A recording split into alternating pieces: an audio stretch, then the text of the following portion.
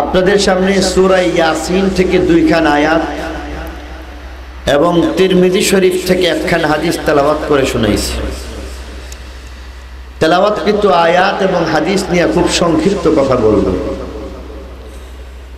কোরআনে পাক আল্লাহ রাব্বুল আলামিন মানব জাতির হেদায়েতের জন্য নাযিল করেছেন। এই কোরআনে পাকের মধ্যেই আল্লাহ রাব্বুল আলামিন মোটামুটি ভাবে বলা যায় দুই প্রকারের আয়াত আল্লাহ নাযিল করেছেন। এক প্রকারের আয়াত যার মর্ম অনুধাবন করা এটা খুব সহজ, পক্ষান্তরে ভিন্ন কিছু এমন আয়াত রয়েছে আল্লাহর কালাম, এগুলির মর্ম উদ্ধার করা কারো পক্ষে সম্ভব না। যেমন আজকে সূরা ইয়াসিনের যে দুইখান আয়াত তেলাওয়াত করলাম, এখানে এই দুই প্রকারের আয়াতই রয়েছে। প্রথম আয়াত হচ্ছে ইয়াসিন। এটা ওই সমস্ত আয়াত যে আয়াতগুলির মর্ম কারো পক্ষে বোঝা সম্ভব না, এর অর্থ ব্যাখ্যা কোনোটাই সম্ভব না।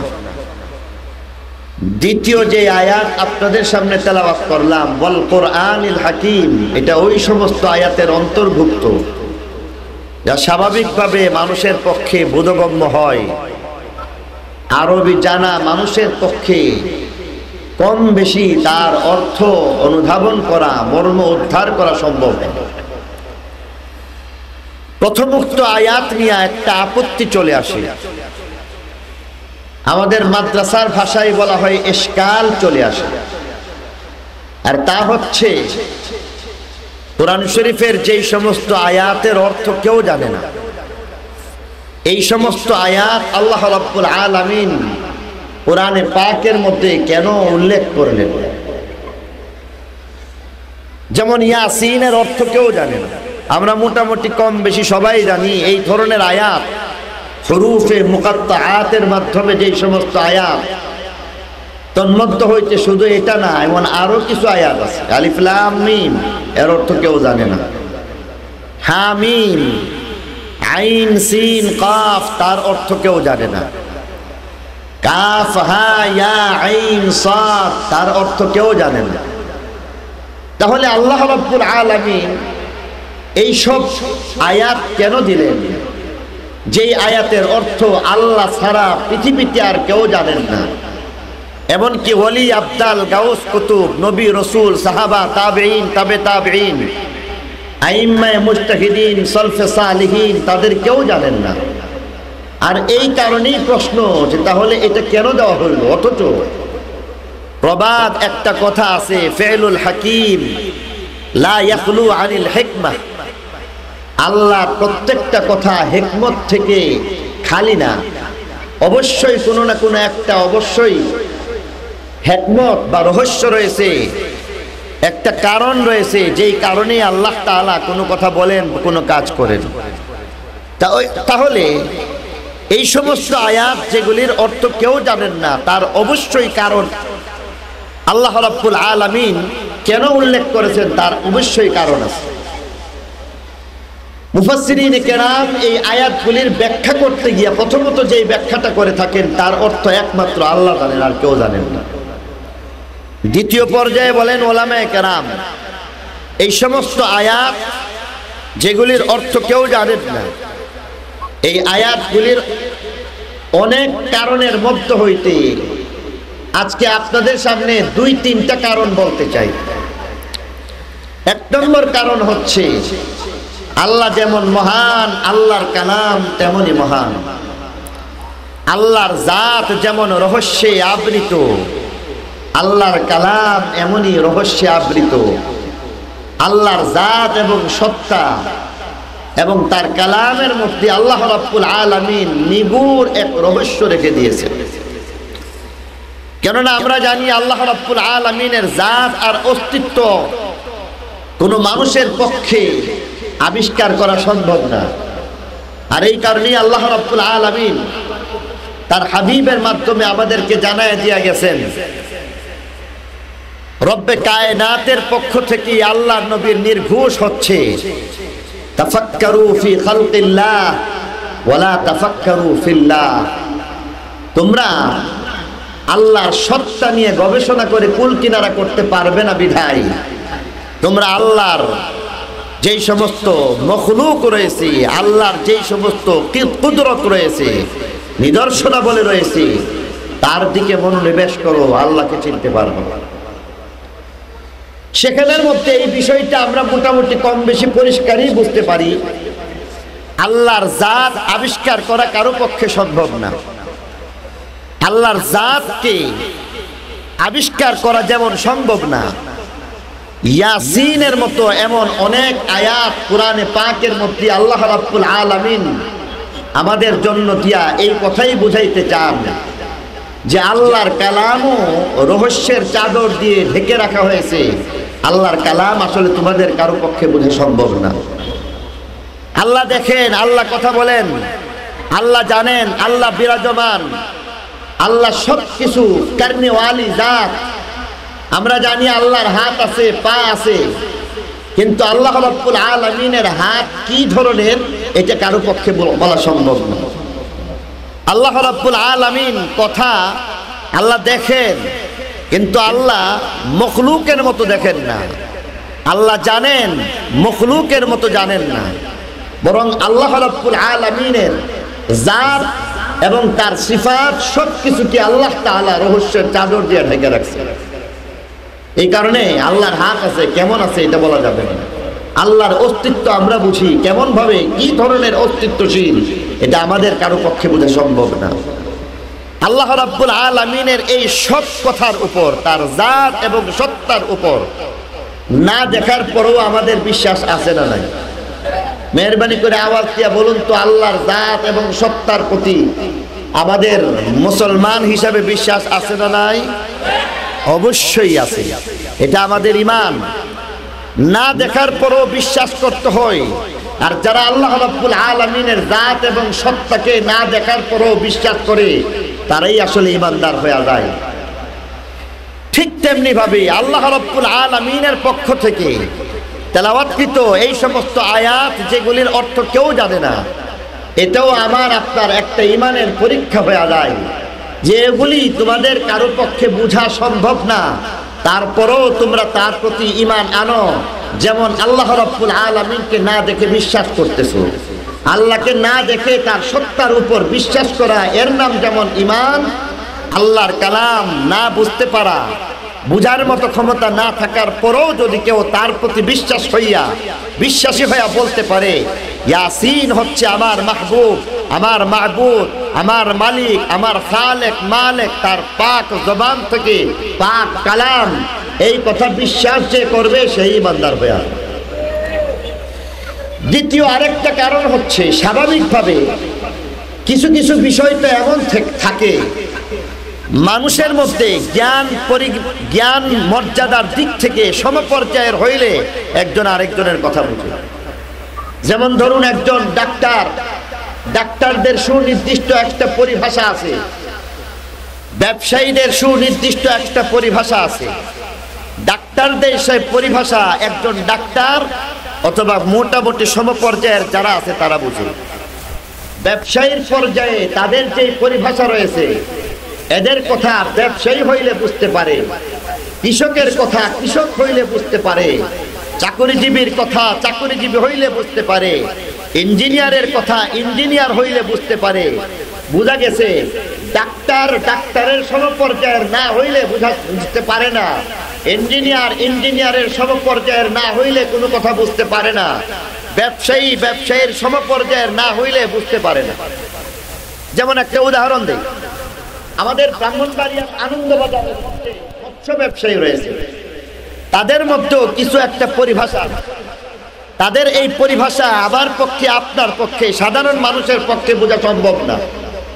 যেমন আজকে আপনাদেরকে একটা কথা বলি, তাদের একটা পরিভাষা হচ্ছে যখন মাছ বেচা কেনা হয় তখন তাদের মধ্যে মাঝে মধ্যে বলা হয় কত টাকা, তখন ব্যবসায়ী আরেক ব্যবসায়ীর সাথে যখন কথা বলে তখন একটা এমন শব্দ আছে, এই শব্দটা বলতেছি আজকে, তাগুত, নবী হচ্ছেন মাহবুব।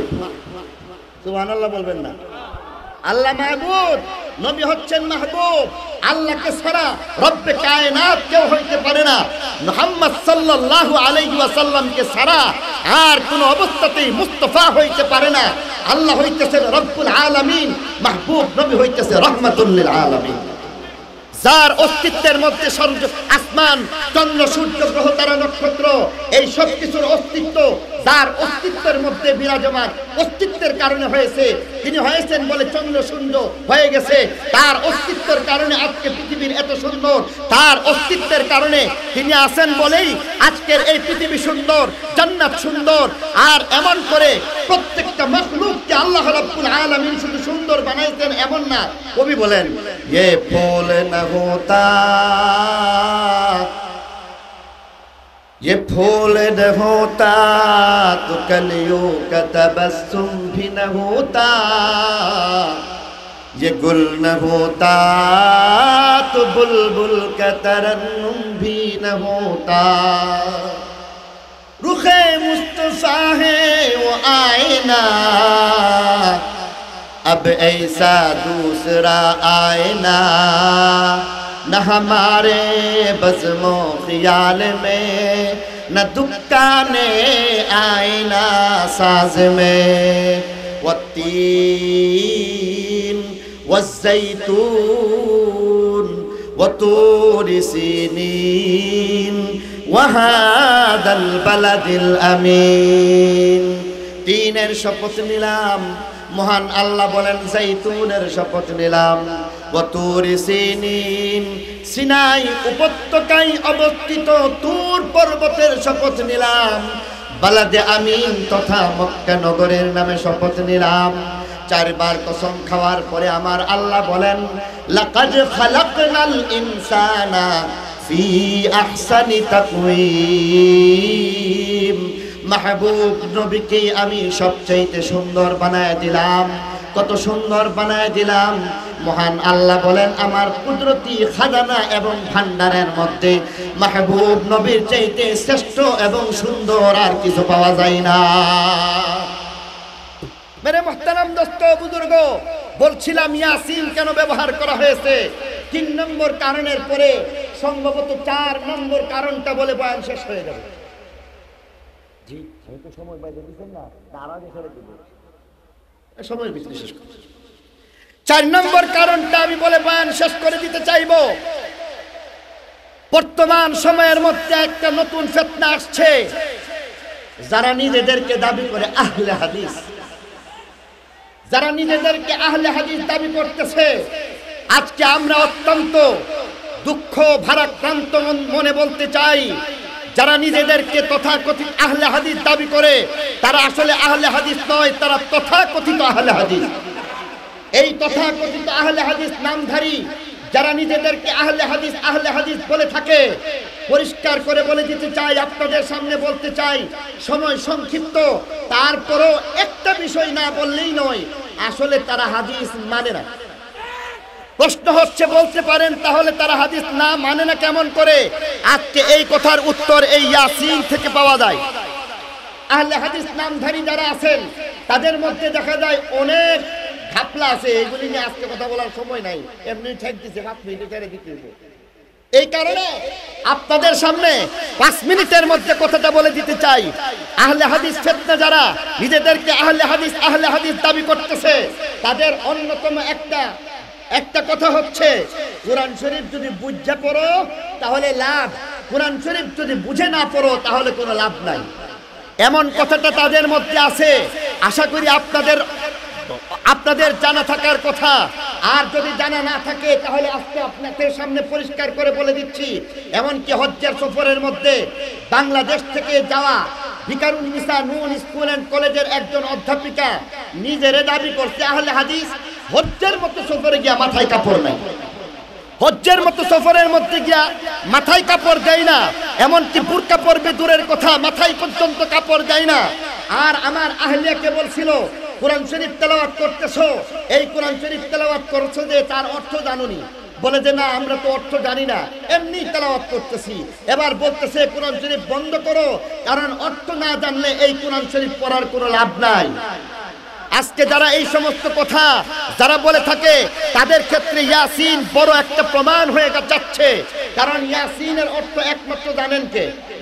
আরো জোরে বলতে হবে, ইয়াসিনের অর্থ নবীজি জানেন। ইয়াসিনের অর্থ সাহাবা, তাবেঈ, তাবে তাবেঈ, আইম্মায়ে মুজতাহিদিন, সালফে সালেহিন তাদের কেউ কি জানেন? ইয়াসিনের অর্থ কোন মুফাসসিরিনে কেরাম জানেন না। তাহলে ইয়াসিনের অর্থ একমাত্র কে জানেন? এবার বলুন তো দেখি, আলিফ লাম মিমের অর্থ আল্লাহ ছাড়া কেউ জানেন? আলিফ লাম মিমের অর্থ নবী রাসূলগণ জানেন, ওলি আব্দাল গাউস কুতুব কেউ জানেন না। এবার তিরমিজি শরীফ থেকে আপনাদের সামনে একখান হাদিস পড়লাম, সেই হাদিসের আলোকে আপনাদেরকে অর্থ বলে দিচ্ছি এবং আপনাদের ইনসাফের কাছে বিচার প্রার্থনা করব। তিরমিজি শরীফের হাদিস বলা হয়েছে আব্দুল্লাহ ইবনে মাসউদ রাদিয়াল্লাহু আনহু থেকে বর্ণিত রওয়ায়াত, যেখানে আল্লাহ নবী ফরমান, মান ক্বারা হারফাম মিন কিতাবিল্লাহ, যে ব্যক্তি আল্লাহর কালামের একটা অক্ষর পড়বে, ফালাহু বিহি হাসানাহ, সে একটা অক্ষরের বিনিময়ে বিরাট একটা প্রতিদান পায়, বিরাট একটা সওয়াবের ব্যবস্থা আছে। ওয়াল হাসানাতু বিআশরি আমসালিহা, পক্ষান্তরে এই প্রতিদান যা বিরাট একটা প্রতিদান বলা হয়েছে, সেই প্রতিদান একটার জায়গায় আল্লাহ একটা দিবেন না, বরং কমপক্ষে একের জায়গায় 10টা দিবেন। বুঝে থাকলে বলুন তো দেখি, হাদিস শরীফ তিরমিজি শরীফের হাদিসের মধ্যে আল্লাহ নবী বললেন একটা অক্ষরে, প্রথমে বলছেন বড় প্রতিদান, পরে বলছেন এই প্রতিদান 10 গুণ বেশি হয়। তাহলে এক অক্ষরে 10টা নেকি পাওয়া যায়, ঠিক কিনা জোরে বলেন? বানানো কথা নাকি নবীদের হাদিস? না, আল্লাহ নবীর হাদিসের মধ্যে উনি এতটুকু বলার পরে দ্বিতীয় অংশের মধ্যে আবার বলে দিয়েছেন, লা আকুলু আলিফ লাম মিম হারফুন, আমি এই কথা বলি না আলিফ লাম মিম তিনটা জিনিস, হরফ একটা অক্ষর, বাল আলিফুন হারফুন, লামুন হারফুন, মিমুন হারফুন, বরং আলিফ একটা অক্ষর, লাম একটা অক্ষর, মিম একটা অক্ষর। বুঝে থাকলে বলুন তো দেখি, আলিফ লাম মিমের অর্থ কে জানেন? আলিফ লাম মিম এখানে একটা অক্ষর না তিনটা অক্ষর? আল্লাহ নবীর হাদিস, তিরমিজি শরীফের হাদিস, ইমাম তিরমিজি রাহিমাহুল্লাহ এই হাদিসের মান বর্ণনা করতে গিয়ে বলেছেন, হাযা হাদিসুন সহিহুন গরীবুন, অর্থাৎ এটা একটা সহিহ পর্যায়ের হাদিস। এই সহিহ হাদিসের মধ্যে বলা হয়েছে আলিফ লাম মিমের অর্থ কেউ জানে না, তিনটা অক্ষর কেউ যদি তেলাওয়াত করে তার আমলনামায় কোনো সওয়াব নাই, আল্লাহ নবী এটা বলেছেন। আর জোরে বলতে হবে, বুঝে থাকলে বলুন তো দেখি, তিরমিজি শরীফের হাদিস, সহিহ হাদিস, আব্দুল্লাহ ইবনে মাসউদ রাদিয়াল্লাহু তাআলা আনহু থেকে বর্ণিত যে হাদিস, এই হাদিসের মধ্যে আল্লাহ নবী এই কথা বলেছেন যে আলিফ লাম মিম তিনটা অক্ষর, এর অর্থ তোমরা কেউ যেহেতু জানো না, নবী পর্যন্ত জানে না, সাহাবীও জানে না, আমি নিজেও জানি না, একমাত্র আল্লাহ জানেন। অতএব আলিফ লাম মিম পড়লে একটা সওয়াবও পাইবে না, আল্লাহ নবী এটা বলছেন। নাকি আল্লাহ নবী বলছেন আলিফ লাম মিমের অর্থ আল্লাহু আ'লামু বিমুরাদিহি বিযালিক, একমাত্র আল্লাহ জানেন। তারপরেও নবী বলেন আলিফ লাম মিম বললে তোমার আমলনামার মধ্যে 30টা নেকি আসছে, ইয়াসিন বললে তোমার আমলনামার মধ্যে 20টা নেকি চলে আসছে, কাফ হা ইয়া আইন সাদ পড়লা তোমার আমলনামার মধ্যে 50টা নেকি চলে আসতেছে। ও আহলে হাদিস নামদারি, তুমি তিরমিজি শরীফের হাদিস, সহিহ হাদিসকে অস্বীকার করলা, অমান্য করতেছো। নবী বলতেছে অর্থ না জানলেও প্রত্যেকটা অক্ষরে কমপক্ষে 10টা করে নেকি পাওয়া যায়, আর তুমি বলতেছো এর দ্বারা কোনো লাভ নাই, সওয়াব হবে না। নবীর হাদিসকে অস্বীকার করবে যারা, নবীর হাদিসকে অমান্য করবে যারা, তারা আহলে হাদিস হইতে পারে না, তারা হাদিসকে বাটপারি করতে পারে।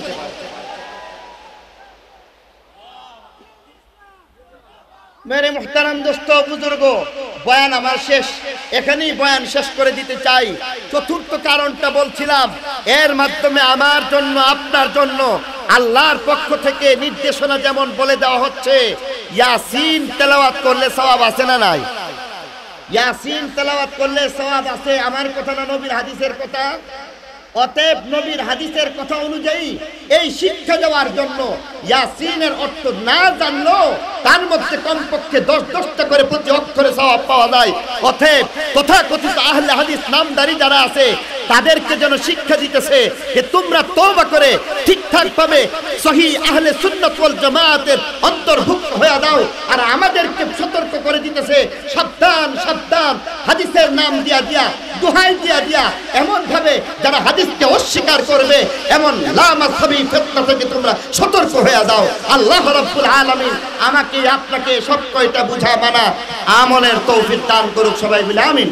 সুবহান রাব্বিকা রাব্বিল ইজ্জাতি আম্মা ইয়াসিফুন ওয়া সালামুন আলাল মুরসালিন ওয়ালহামদুলিল্লাহি রাব্বিল আলামিন।